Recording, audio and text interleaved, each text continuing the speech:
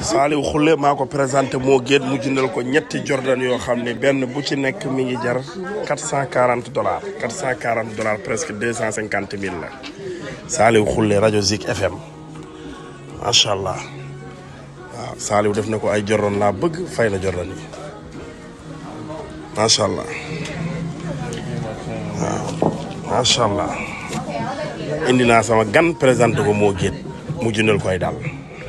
Saliou Khoule da ngaa ñëw ma présenté la moo géet ngay waxtaan ak moom. waa ji dafa gaaw. waaw fii lañ toog léegi. nga ne ko nga ne ma buuse. waxal moo géet damaa bëgg Jordan ma ne ko moo demal nga jëndal Saliou Khoule ak Jordan.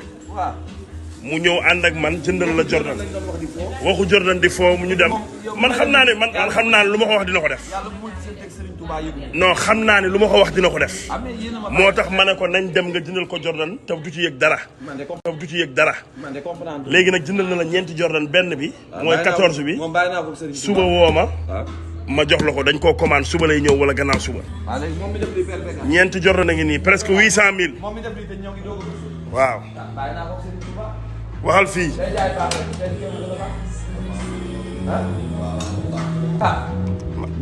ñaanal ko rek.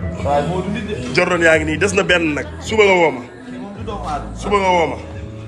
ñu jox la ko.